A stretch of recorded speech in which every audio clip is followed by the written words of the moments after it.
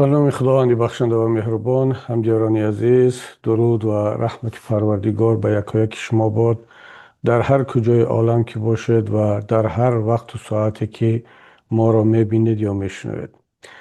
امروز میخواستم در باره یا اطراف یک موضوع بسیار مهم صحبت کنم که این روزها در جهان رخ داده ایستاده است و تقریبا همه محفل های سیاسی، فکری و همه رسانه ها را به خود مشغول کرده است و این هم باشد ربوده شدن پرزیدنت ونزوئلا مادورو از طرف ایالات متحده امریکا و بخصوص با رهبری یا دستور به واسطه پرزیدنت امریکا دونالد ترامپ. شاید سوال با وجود بیاد که این چی ربطی دارد با ما تاجیکان و چرا رهبری یکی از نیروهای اپوزیسیونی تاجیک در این باره صحبت کند. ونزوئلا یک کشوری دور از تاجیکستان است، در آمریکای لاتینی، تاجیکستان در آسیای مرکزی و آیا ضرورت چنین تحلیل یا چنین مقایسه بین ونزوئلا و تاجیکستان هست یا نیست؟ اگرچه واقعا از لحاظ جغرافی ونزوئلا خیلی دور هست و تاجیکستان تقریبا هیچ رابطه اقتصادی و سیاسی با ونزوئلا ندارد، اما در شرایط کنونی که جهان تقریبا به یک دهکده خرد یا دهکده بزرگ تبدیل شده است و این جهانی شوی رابطه ها به اصطلاح گلوبالیزاسیا اینترنت جهان را با هم تا حد متحد کرده است که حادثه ها حتما به یکدیگر تأثیر دارند. اگرچه یک حادثه در امریکا، دیگری در آسیا، سومی در افریقا رخ داده باشد.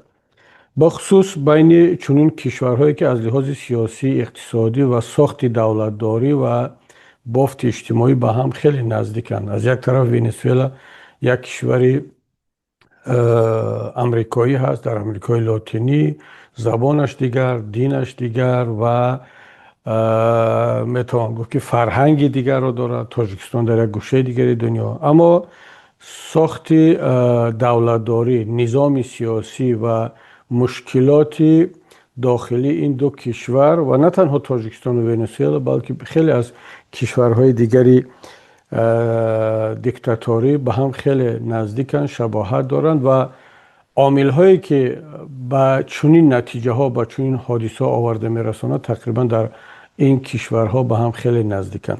شما همدیاران عزیز بیاید یک نکته را توجه کنید که ترامپ دیروز در صحبت نشست مطبوعاتیش هم شرح داد که چرا دست به چنین اقدام زد، هدفش چی بود و چی میخواست از این کار. ما بیایم یک بار عامل‌های اساسی یا آن اتهام‌هایی که علیه مادورو صدا داد آنها را یک بار بحث و بررسی کنیم و تلاش کنیم که آیا واقعا این عامل‌ها در تاجیکستان وجود دارد یا نه. یکی از عامل‌ها، یکی از اتهام‌های اصلی به مادورو، به نظام سیاسی ونزوئلا طول سال‌های آخر این بود که این یک حکومت دیکتاتوری است. این یک نظامی هست که در آن یک گروه با رهبری مادورو حاکمیت را غصب کردند. بین خود، بین یک گروه تمام ثروت‌ها، دارایی‌های مالی، اقتصادی و کشور را تقسیم کردند و این از نگاه بسیار کارشناسان، سیاستمداران همچون یک پدیده غصب حاکمیت در یک کشور معنی داد میشد. دیوم اتهامی که به مادورو و سیستمش وارد بود این که این یک ساختار بسیار هم کروپسیونی است، تا از زینه‌های بالا تا پایین، و این کروپسیا، رشوه‌ستانی، فساد اداری و فساد مالی تمام بخش‌های زندگی این کشور را فرا گرفته بود و واقعا یک چیزی واضح بود و ما نتیجهش را در همین حادثه ربودن خود مادورو دیدیم که نظام تا اون حد فساد بود، حتی اطرافیان خود مادورو، که امریکا توانست با خریدن چند منصبدار یا با گفتگو با یک رسیدن به یک توافق که بدون این امکان نداشت که مادورو با این آسانی حبس شود، امریکا توانست کار خود را انجام بدهد. شما تصور کنید که در یک کشوری دموکراتیک در اون فساد نیست، حبس کردن رهبری دولت با چنین آسانی به دست نخواهد آمد و تنها این در یک کشوری فساد زده امکان دارد که دلخواه طرف، چه یک حکومت چه یک گروه قدرتمند مالی یا سیاسی میتواند اطرافیان این دیکتاتور را با دادن کدام وعده ها یا رشوه یا به هر شکل دیگر به خود مایل کند که دقیقاً این نظام ساخته کروپسیونی مادورو علیه خودش در این حادثه عمل کرد. و اتهام دیگر این ربودن نتیجه انتخابات، تقلب در انتخابات و اصلا دزدیدن حاکمیت توسط تقلب انتخابات بود که حداقل 2 مرتبه در انتخابات ونزوئلا این رخ داد و هر 2 مرتبه هم نامزدهای اپوزیسیونی پیروز شدند و با تمام دلیل ها، با تمام فکت ها، ولی بالاخره مادورو اعتراف نکرد و هنوزم در قدرت بود. و پامالشوی حقوق بشر، زندانی کردن مخالفین، کشتن آنها در خارج، بیرون کردن هزارها، صدها هزار شهروند به خارج و فلج کردن وضعیت اقتصادی کشور در صورتی که ونزوئلا از بزرگترین یا از همه بزرگترین ذخیره نفت دنیا را دارد. تقریبا 300 میلیارد بریل ذخیره نفتی ونزوئلا است که حتی در مقایسه با عربستان سعودی، روسیه هم بیشتر است. حد اکثر ذخیره های نفتی عربستان سعودی برای مثال که امروز در جهان تقریبا در جای اول یا دوم ایستد، نزدیک 100 میلیارد بریل ذخیره نفتی دارد این کشور، اما ذخیره آشکار شده ونزوئلا بیشتر از 300 میلیارد بریل هستند که این واقعا یک سرمایه، یک ذخیره هنگفت است. اما چگونه یک کشور با این همه دارایی،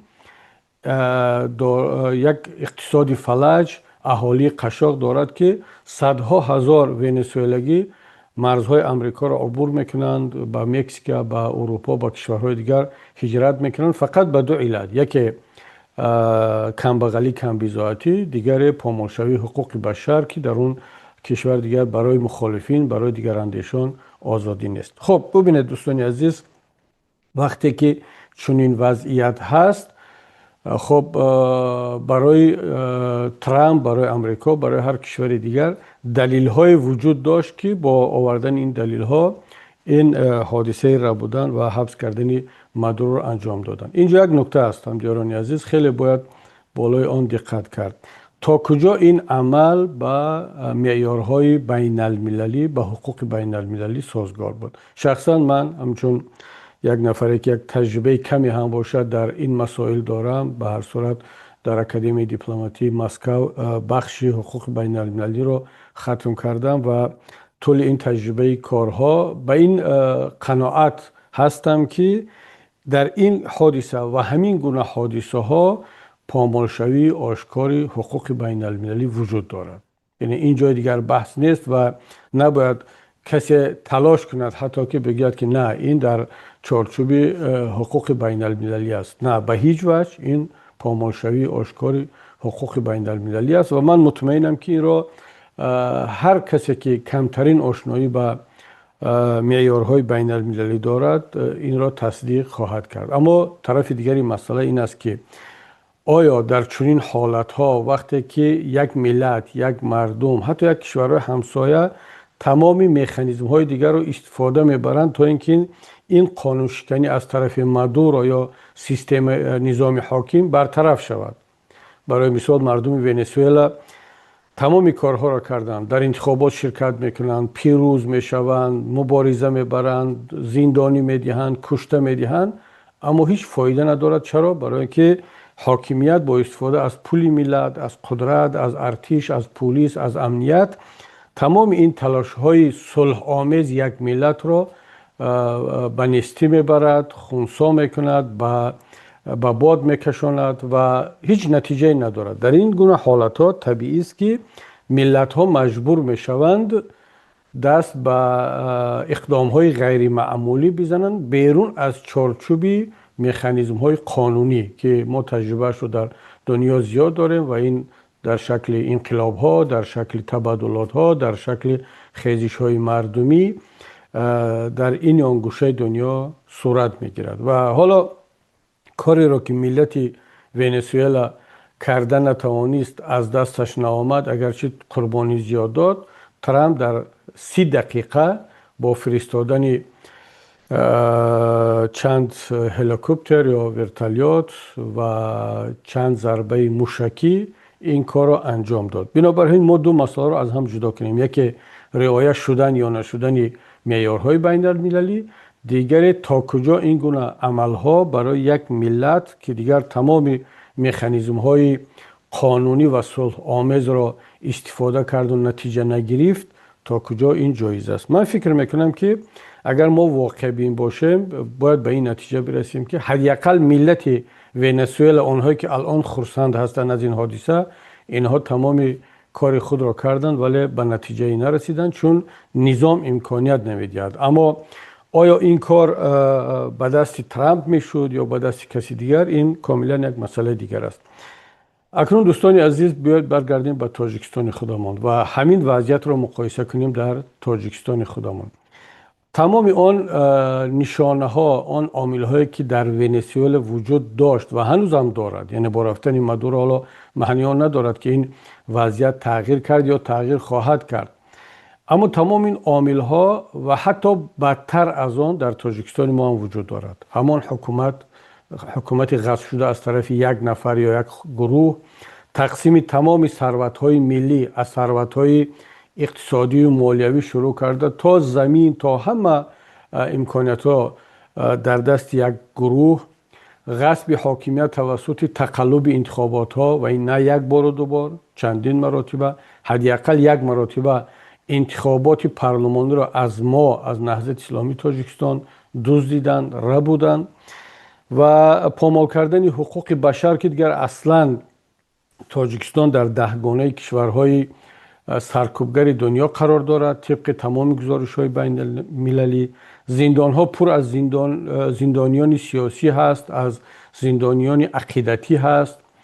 مردم نصفش مهاجر مهنتی در روسیه، نصف دیگرش مهاجر سیاسی در اروپا و کشورهای دیگری دنیا. سرکوبگری‌های زیاد، حتی تا حدی که بعضی‌ها به حد گنوسید میدانند، برای مثال در علیه مردم پامیر و دیگر قسمت‌های تاجیکستان. و تمام اون نشانه هایی که ما آن را در ونزوئلا میدیدیم و دلیل شد برای چنین اقدام در تاجیکستان ما هم وجود دارد. و سوال اساسی الان این است دوستان گرامی، همدیران محترم، که آن چیزی که در ونزوئلا اتفاق افتاد و رهبر خودکامه و فسادزده و دزد این کشور به این شکل از قدرت دور شد، آیا همین سناریو، آیا همین روش در تاجیکستان ما هم امکان دارد یا نه؟ چون وقتی که تمام عامل ها دیده می شود مثل که در ونزوئلا بود، حتی بدتر از آن. در اینجا دوستان گرامی، من یک تحلیل خاص خود را دارم و اون را با شما در میان میگذارم. شاید که این مورد قبول باشد یا نه، اما به نظر من وضعیت تاجیکستان خیلی فرق میکند از ونزوئلا به دو علت. یکم این که شما اگر دیروز صحبت ترامپ را گوش کرده باشید، ترامپ این کار را نه به خاطر آن کرد که در ونزوئلا دموکرات یا حقوق بشر و آزادی ها را بیارد، نه، حالا تا جایی که معلوم شده ایستاده است حتی راضی است که معاون مادورو، همون خانم رودریگز، مسئولیت را ادامه بدهد، در صورتی که او، خانم رودریگز، تعیین شده از طرف مادورو بود و اون پرورده همون نظام قبلی هست و حتی احتمال دارد که در این معامله با امریکا، با ترامپ، او شریک باشد برای از قدرت دور کردن مادورو. و این هم یکی از همون نتیجه های بعدی حاکمیت های کرپسیونی فسادزده است که هر کس در فکری زنده ماندن و ثروت و بایگری شخصی خودش است، نه در فکری ملت و بهبودی کشور. خب ترامپ پس در فکر آزادی نیست، در فکر دموکراسی در ونزوئلا نیست و خیلی آشکار هم گفت که من این کار رو به خاطر برگردوندن اون چاهای نفت ونزوئلا به اختیار امریکا هستم، چون زمان شرکت های بزرگ امریکا مثل شورون، مثل دیگر شرکت ها در ونزوئلا سرمایه های میلیاردی گذاشته بودند. بعدا حکومت اوگا چاوس آنها را دولتی کرد، بیرون راند و امریکا در اونجا دیگر از اون سرمایه هنگفت خودش و نفت محروم شده بود. حالا ترامپ آن را میخواهد که برقرار کند و حتی نه اینکه برقرار کند بلکه جبران مالی هم از ونزوئلا از طریق فروش نفت بگیرد.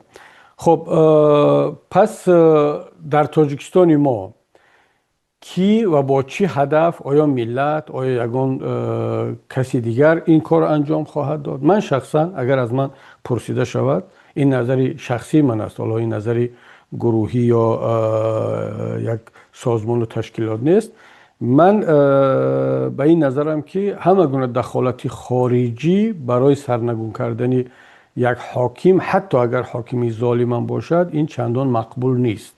این میتونه در حالتهای اضطراری یک راه حل باشد وقتی که این رهبر به حال جنون میرسد، به حالی میرسد که دیگر دارد نسبت ملت خودش تا به حد ظلم میکند که از لحاظ انسان دوستی دیگر واجب است برای همسایگان جامعه جهانی که دخالت کنند. اما این حالتهای استثنایی است و اما در صورت دیگر در غیر آن باید که ملت ها خودشون دست به کار شوند.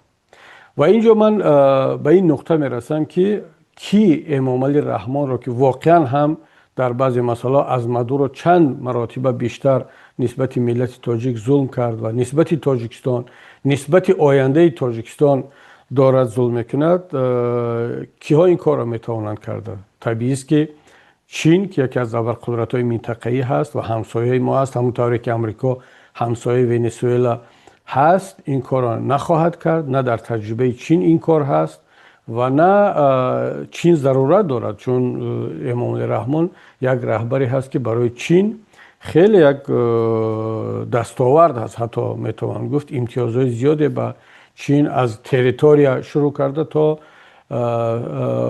آسانی ها، سبکی ها در بیزنس و در سیاست و در کمونیکاسیون و ترانسپورت داده است.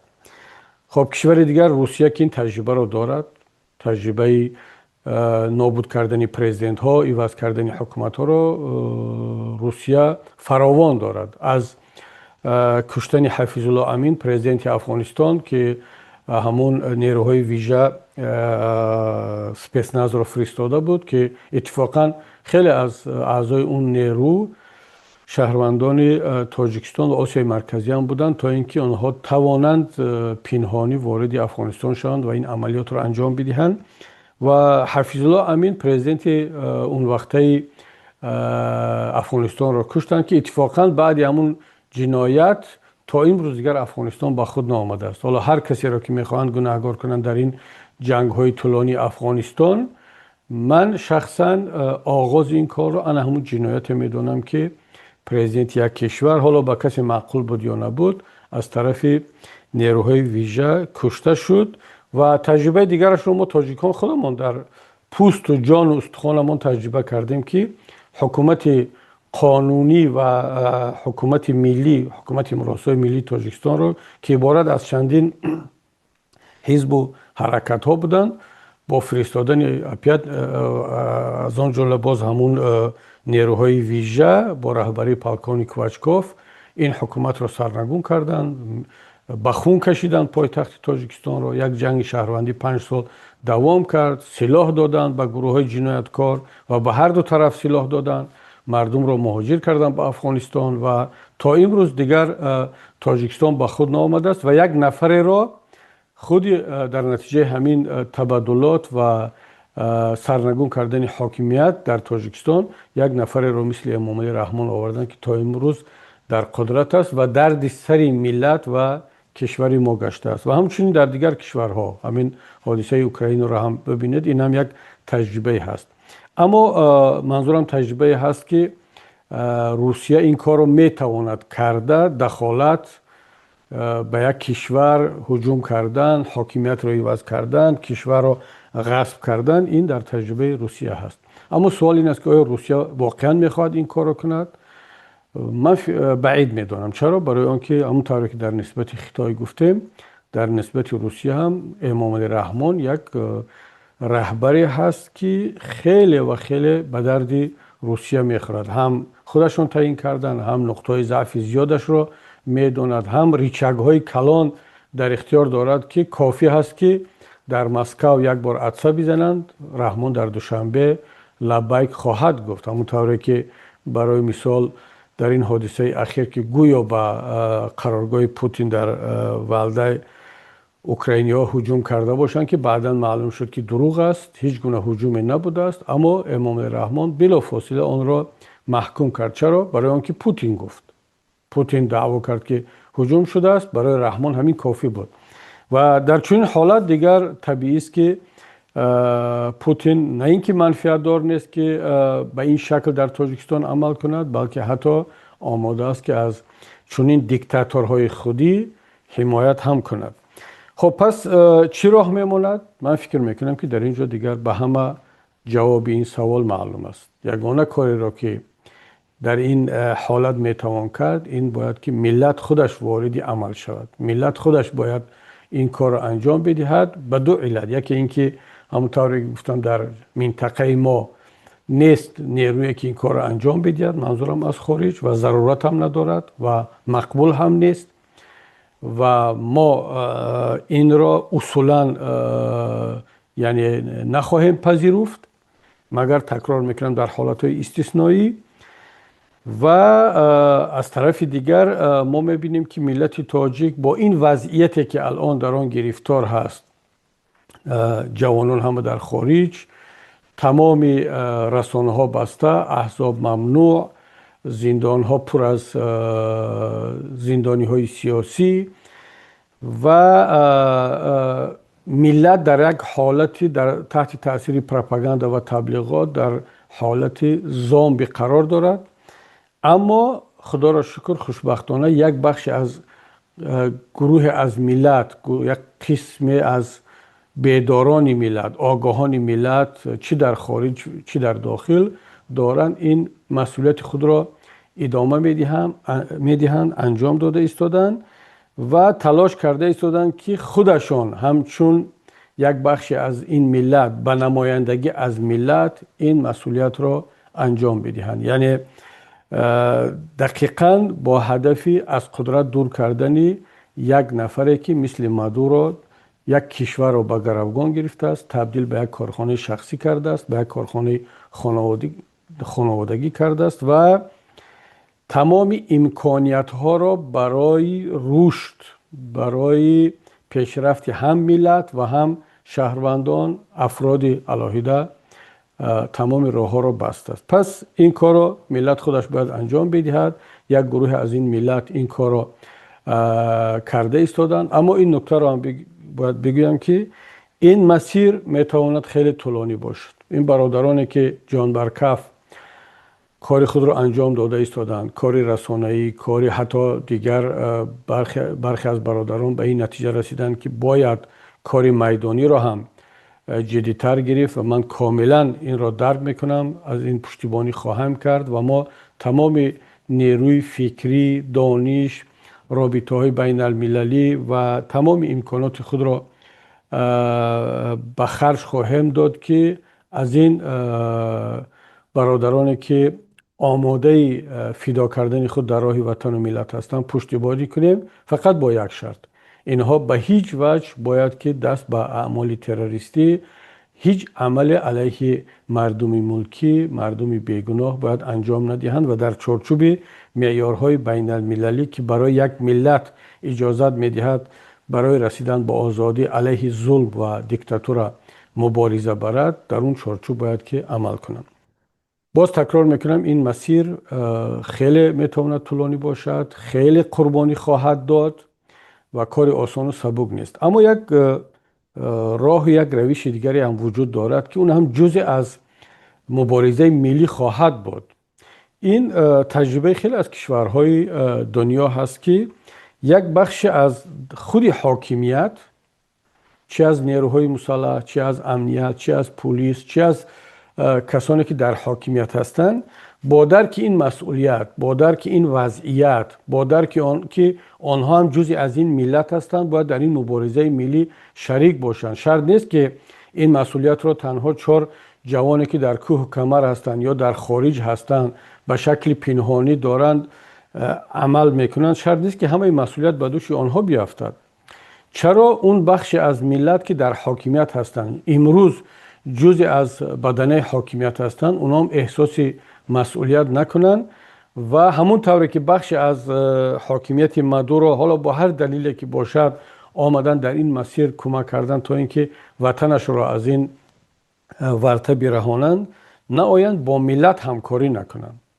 و ما مگر کم گنرال ها داریم، ما مگر کم وزیران داریم، ما مگر کم کسان داریم که آنها جزء از این ملت خود را میدانند، نه جزء از اون گروه حاکمی فساد زده و دزد، بلکه خود را جزء از این ملت میدانند. بله در این شرایط اونها منصب دارند، مقام دارند، اما اونها میخوان که در یک کشور آزاد و پیشرفته زندگی کنند، خودشان بعداً فرزندان و نبیرگان که در آن ولایت قانون باشد، در آن عوضشوی حاکم باشد، در آن انتخابات شفاف باشد، در آن امکانیت های برابر برای همه شهروندان باشد، نابسته از دین و مذهب و زادگاه و فرزند کی و چی کسی بودن یا نبودن.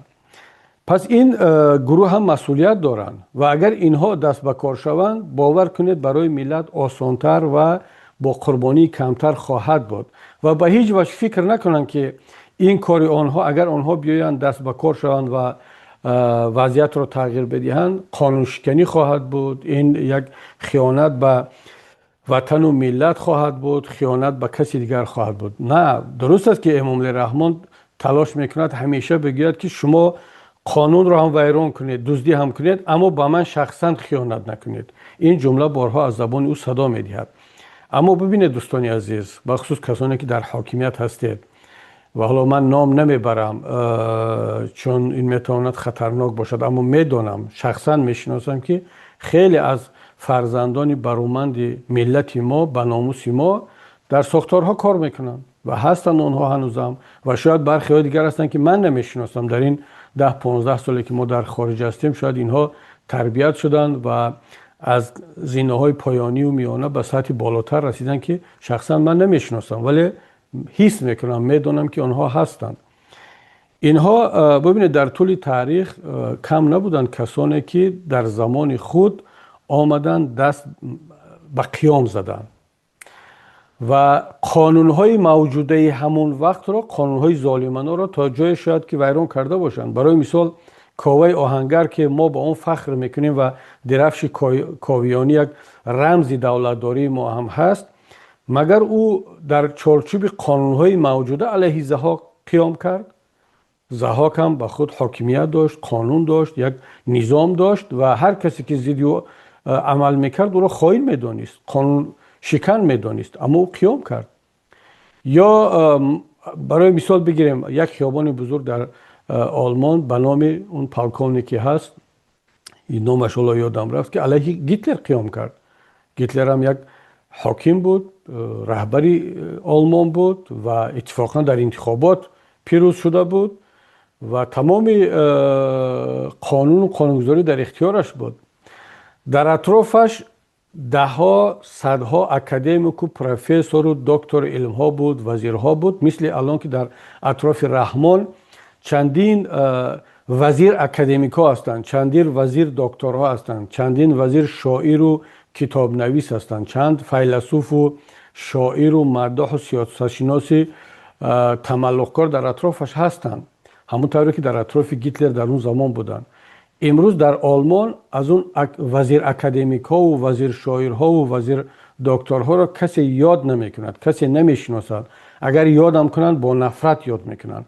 اما اون پالکونیک اسیانگری به اصطلاح قانون شکن را که بعداً کشته هم شد چون موفق نگشت، امروز در آلمان همچون قهرمان میدانند اگرچه در زمان خود قانون را ویران کرد، علیه نظام حاکم خروج کرد. چرا؟ برای آنکه میخواست ملتش را از این ورطه برهاند. البته تنها نبود، با یک گروه.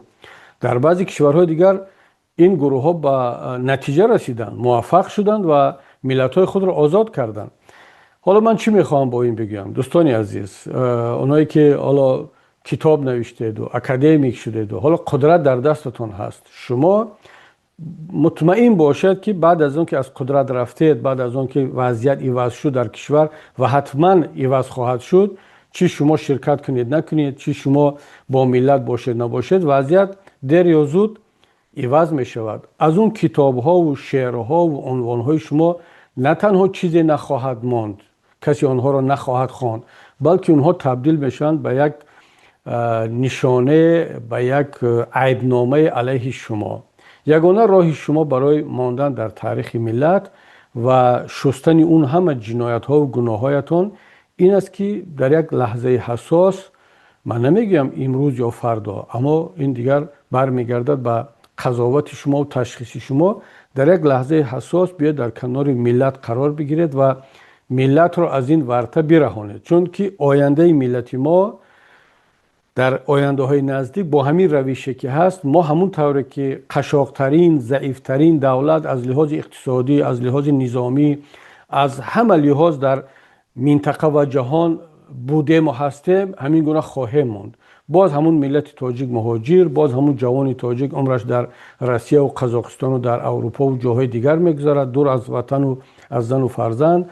باز همون زن تاجیک، مادر تاجیک به زن و به شوهر و فرزند و به نبیره منتظر است که کی می آیند، کی پول میفرستند. و باز همون رقص و بازی رحمان با یک گروه اطرافیانش و تاجیکستان در همین وضعیت قرار خواهد گرفت، بدون برق، اگرچه بزرگترین سرمایه آب در منطقه را دارد که باید، نه اینکه ما اصلا هیچ مشکلی با برق نداشته باشیم، دولت و ملت تاجیکستان میتواند از حساب تولید و فروش برق زندگی فراوان داشته باشد، مثل که کشورهای نفتخیز از حساب فروش نفت این کار را میکنند. اما چون نظام دیکتاتوری و فساد زده است، نه ما از اون سرمایه خود، از اون ذخیره های آبی خود استفاده برده میتونیم، مثل که ونزوئلا از اون ذخیره های بزرگ نفت خودش استفاده برده نتوانست و دولت و ملت را قشاق کرد، نه ملت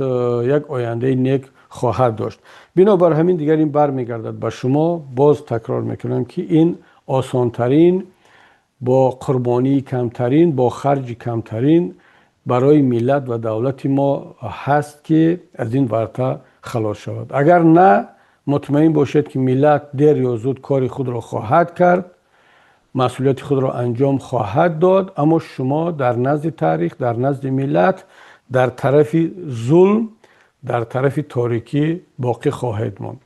خب اینجا من صحبت خود را به انجام میرسانم و یکایک شما را به پروردگار منان میسپارم تا صحبت های بعدی. السلام علیکم و رحمت الله و برکاته.